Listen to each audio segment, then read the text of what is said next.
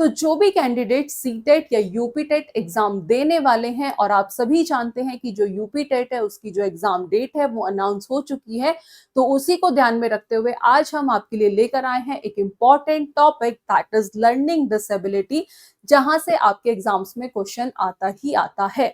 तो आज की इस क्लास में हम कुछ लर्निंग डिसेबिलिटी पर डिस्कस करने वाले हैं, जो कि इंपॉर्टेंट रहेगी और इजी वे में हम डिस्कस करेंगे, जिसे आप कभी नहीं भूलोगे। तो स्वागत है आप सभी का टॉपर्स टारगेट यूट्यूब चैनल पर। मैं उम्मीद करती हूँ आप सब अच्छे होंगे और आप सबकी प्रिपरेशन अच्छे से चली रही होगी।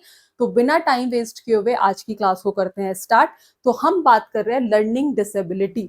तो लर्निंग डिसेबिलिटी क्या होते हैं? लर्निंग डिसेबिलिटी जो है बेसिकली ये क्या होता है, ये एक न्यूरोलॉजिकल डिसऑर्डर है। ठीक है, कि जो लर्निंग डिसेबिलिटी है ये क्या है, ये एक न्यूरोलॉजिकल क्या है, डिसऑर्डर है, जो बेसिकली अफेक्ट करता है चाइल्ड की लिखने की, सुनने की, कैलकुलेट करने की, अंडरस्टैंड करने की, समझने की, ठीक है, सुनने की, उन सबको अफेक्ट करता है। तो उसे हम क्या कहते हैं? Learning disability. तो learning disability that is a neurological disorder that affect a child ability to read, write, लिख सकते हैं, दैट अफेक्ट, किसकी एबिलिटी को अफेक्ट कर रहा है? बच्चे की। That affect a child ability, child ability, किस किस एबिलिटी को? टू, लेट्स सी, लिखने की, पढ़ने की, ठीक है, राइट, लिखने की, अंडरस्टैंड यानी कि समझने की, अंडरस्टैंड, ठीक है, स्पीक बोलने की, सुनने की, इन सब की एबिलिटी को क्या कर रहा है? अफेक्ट कर रहा है, जिसे हम क्या कहते हैं? लर्निंग डिसेबिलिटी कहते हैं, कैलकुलेट करने की, एटसेट्रा। अब एक एक लर्निंग डिसेबिलिटी जो कि इंपॉर्टेंट है वो हम स्टार्ट करते हैं।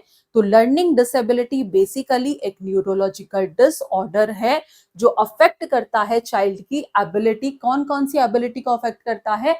लिखने की, पढ़ने की, अंडरस्टैंड करने की, कैलकुलेट करने की, सुनने की, बोलने की, सब एबिलिटी को अफेक्ट करता है।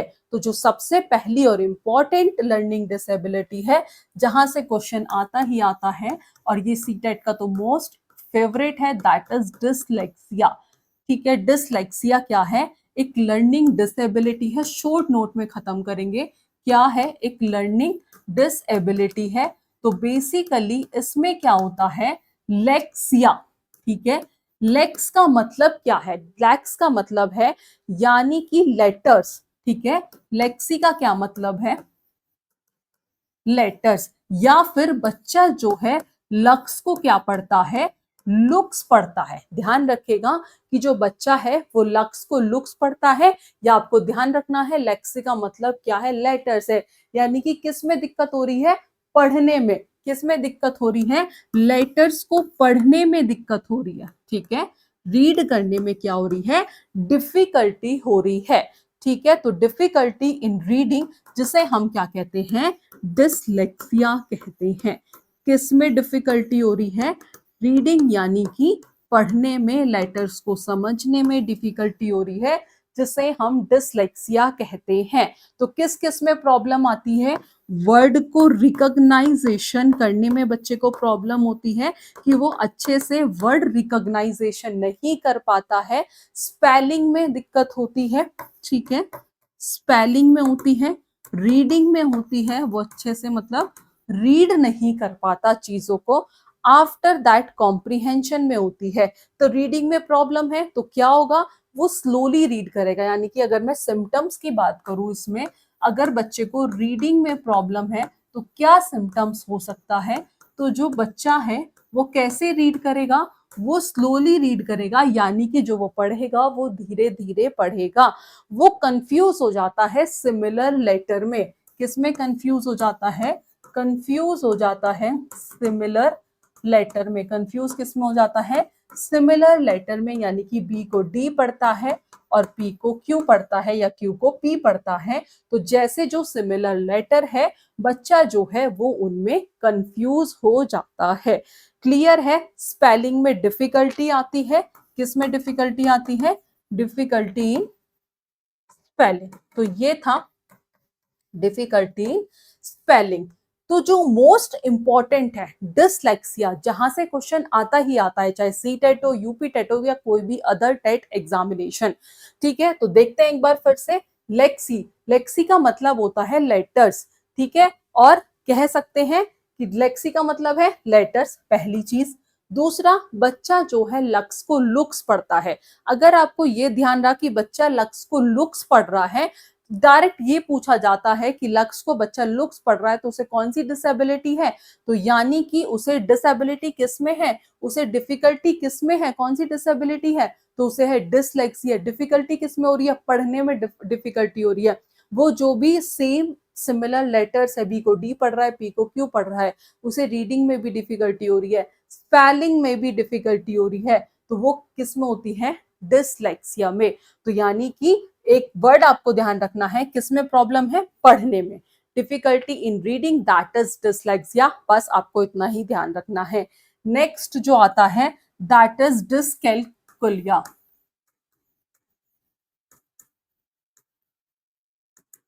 इसमें आपको जो ध्यान रखना है, कैलकस से ध्यान रखना है, कैलकस से ध्यान रखना है, यानी कि कैलकुलेशन।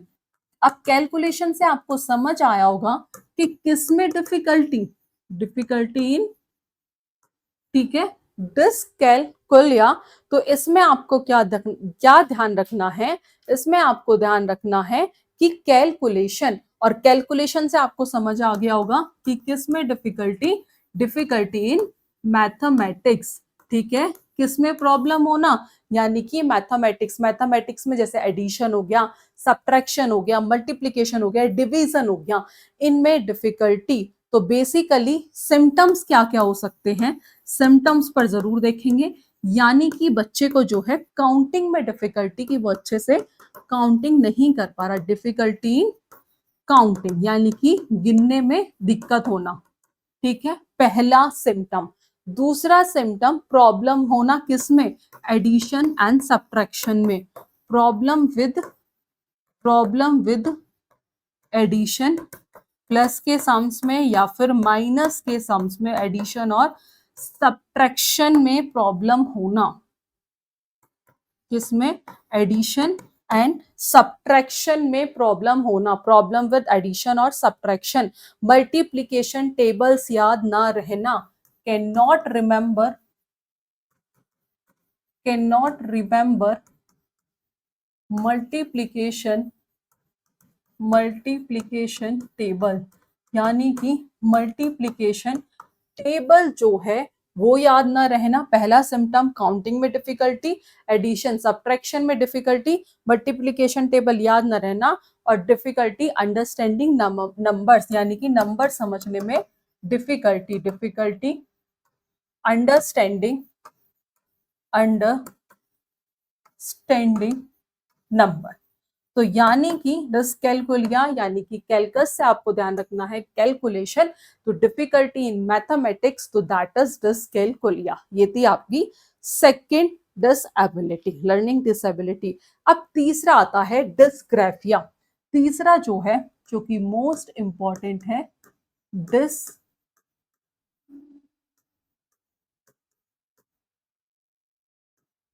डिसग्राफिया। ठीक है, डिसग्राफिया यानी कि ग्राफ का क्या मतलब है? राइटिंग। राइटिंग से आपको समझ आ गया होगा कि किसमें प्रॉब्लम? लिखने में। डिफिकल्टी इन राइटिंग, लिखने में प्रॉब्लम। तो क्या है? इट मींस कौन सी डिसेबिलिटी है? That is dysgraphia. ठीक है, तो डिसग्राफिया कह सकते हैं कि प्रॉब्लम इन राइटिंग, लिखने में दिक्कत हो रही है, प्रॉब्लम इन राइटिंग। तो वो क्या, उसे क्या है? जिस बच्चे को लिखने में प्रॉब्लम है, प्रॉब्लम इन राइटिंग, तो दैट इज डिसग्राफिया। ग्राफ का मतलब है राइटिंग। तो ये राइटिंग एबिलिटी को और फाइन मोटर स्किल्स को अफेक्ट करता है। तो अफेक्ट किस चीज को अफेक्ट करता है? तो ये अफेक्ट करता है राइटिंग एबिलिटी, अफेक्ट्स राइटिंग, लिखने की एबिलिटी को अफेक्ट करता है। अफेक्ट राइटिंग एबिलिटी, लिखने की एबिलिटी को, और fine motor skill, fine motor skills को भी क्या करता है, अफेक्ट करता है। ठीक है, राइटिंग एबिलिटी और फाइन मोटर स्किल्स को अफेक्ट करता है। तो इस केस में सिम्टम्स क्या क्या हो सकते हैं, तो जो हैंड राइटिंग है वो खराब हो सकती है, वो पुअर हो सकती है, साथ ही साथ आफ्टर दैट इसमें जो लेटर का साइज है वो अनइवन हो सकता है, यानी कि एक जैसा नहीं होगा, थोड़ा डिफरेंट हो सकता है। ठीक है, बोर्ड से कॉपी करने में बच्चे को दिक्कत हो सकती है। ठीक है, स्लो राइटिंग स्पीड हो सकती है, और वो फ्रीक्वेंटली क्या कर सकता है, स्पेलिंग मिस्टेक कर सकता है, बोर्ड से भी उसे लिखने में प्रॉब्लम हो सकती है। तो ग्राफिया यानी कि राइटिंग, जब लिखने में प्रॉब्लम हो तो it means that is dysgraphia. तो ये थी तीसरी लर्निंग डिसएबिलिटी।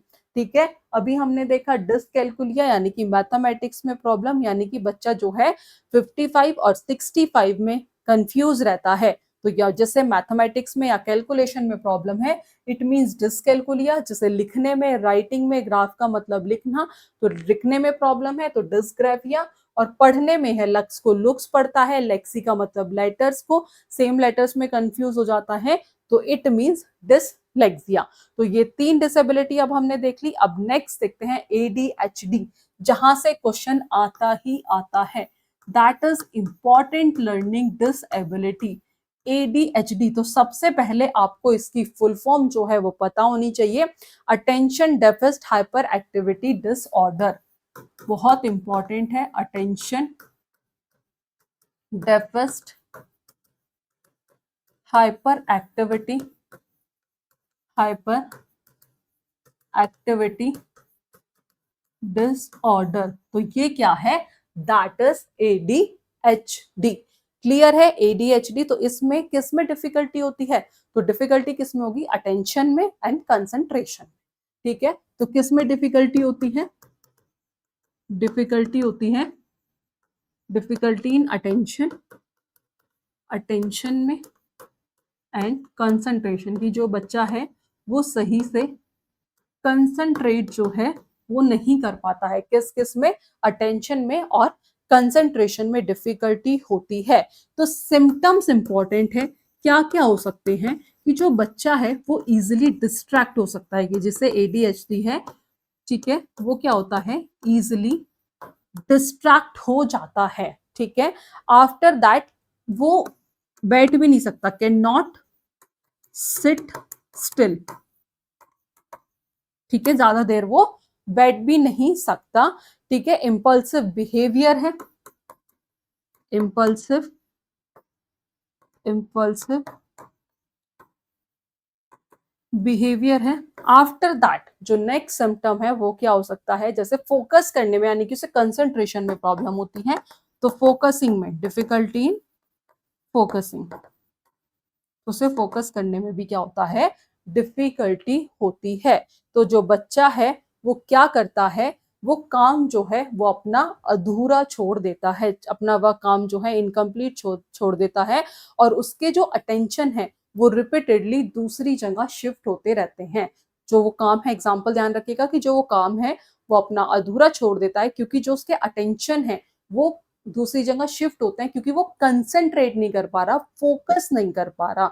तो किस में प्रॉब्लम होती है, अटेंशन और कंसंट्रेशन में, तो दैट इज ADHD। तो ए से आपको ध्यान रखना है, अटेंशन प्रॉब्लम, ADHD यानी कि ए से आपको इसमें ध्यान रखना है, किसमें प्रॉब्लम होती है बच्चे को, अटेंशन प्रॉब्लम होती है, वो एक जगह फोकस नहीं कर पाता है। ठीक है, तो ये भी एक इंपॉर्टेंट लर्निंग डिसेबिलिटी है, जहां से क्वेश्चन आपके एग्जाम्स में आता है। अब आते हैं नेक्स्ट पर, तो नेक्स्ट है आपका 5th जो है, दैट इज डिस्प्रेक्सिया। ठीक है, नेक्स्ट जो है ये है आपकी डिस्प्रेक्सिया। प्रेक्सिया यानी कि मूवमेंट कोऑर्डिनेशन में डिफिकल्टी, या कोऑर्डिनेशन में डिफिकल्टी, डिफिकल्टी किस किस में, मूवमेंट में, डिफिकल्टी इन मूवमेंट एंड किस में, कोऑर्डिनेशन में। ठीक है, मूवमेंट एंड कोऑर्डिनेशन में difficulty, that is dyspraxia. Dyspraxia यानी कि मूवमेंट और कोऑर्डिनेशन में प्रॉब्लम। तो ये थी 5 लर्निंग डिसेबिलिटी जो हमने आज की क्लास में डिस्कस की हैं। आई होप आपको क्लास पसंद आई होगी। अगर आपको कोई डाउट है तो आप कमेंट बॉक्स में पूछ सकते हैं। आज की क्लास में इतना ही, मिलेंगे नेक्स्ट क्लास में नेक्स्ट टॉपिक के साथ। Thank you.